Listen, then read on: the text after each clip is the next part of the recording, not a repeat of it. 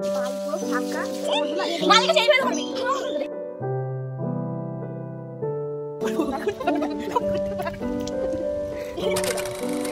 Welcome back to my channel. আজকে আমরা আম চুরি করতে গিয়ে কি ঘটনা হয়েছে আমাদের সাথে সেটাই তোমাদের সাথে শেয়ার করবো। চলো যাওয়া যাক।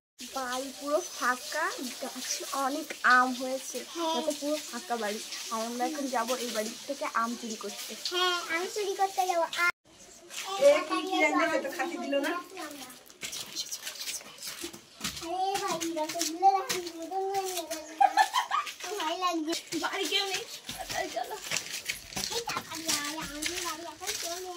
গাছে এত আম, বাড়ির এই যে বাড়ির লোক, কিন্তু বাড়ি কেউ নেই। এর কাছ থেকে পারমিশন নিয়ে আমরা আম এখন পাড়তে এসেছি।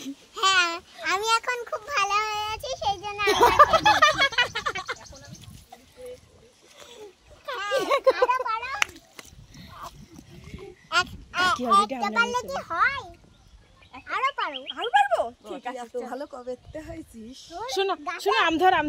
এখানে ধর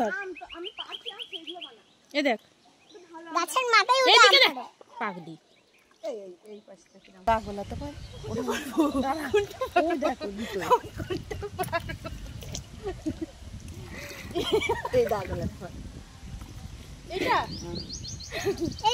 আম পাড়তে গিয়ে কতটা টাইম লাগছে, এর জন্য আমরা ধরা পড়ে যাবো। আশেপাশে কেউ নেই, ফাঁকা দুপুর টাইম এসেছি আমরা। আমরা আম চুরি, মালিক তোমাদের আম চুরি করতে দিয়েছি। আমরা এই বাড়ির মালিক, আমরা আম চুরি করতে দিয়েছি। এই যাস না কিন্তু শোনা, এমনি ধারে কাছে যাস না মা, ঘোরাঘুরি করি।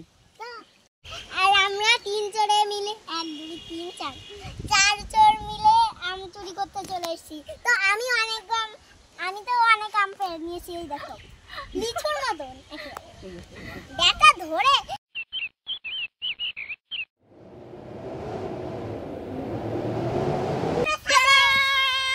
ও আমার গাছের আম পেরে আমারই উন্না দিয়ে আম ঢাকছে, কোনো যুক্তি হলো?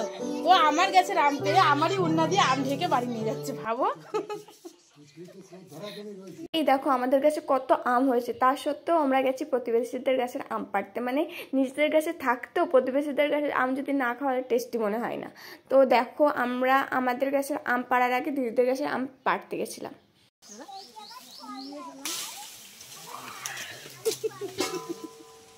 এখন পাড়ো আম নিয়ে যাও, তাই তো?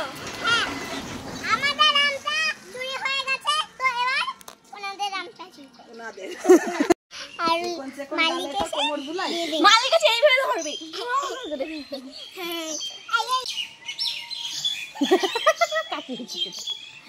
এই যে আমের দল, এই যে এই কটা আম পাড়া হয়েছে, আর এখানে আম মাখা হয়েও গেছে। মানে আমাদের আম মাখছে এক সাইড থেকে, আমরা খাচ্ছি এক সাইড থেকে, এরকম অবস্থা। দিদি গেছিলো বাড়িতে, ও লাস্টে এসেছে, সেই জন্য প্রসাদ গ্রহণ করছে। এখন দেরি হয়ে গেছে ওর। তো আমার ভিডিও যদি তোমাদের ভালো লেগে থাকে, like comment share and subscribe. দেখাচ্ছে পরে ভিডিও। এবার খাওয়া শেষ, লাস্টে প্রসাদ গ্রহণ করছে।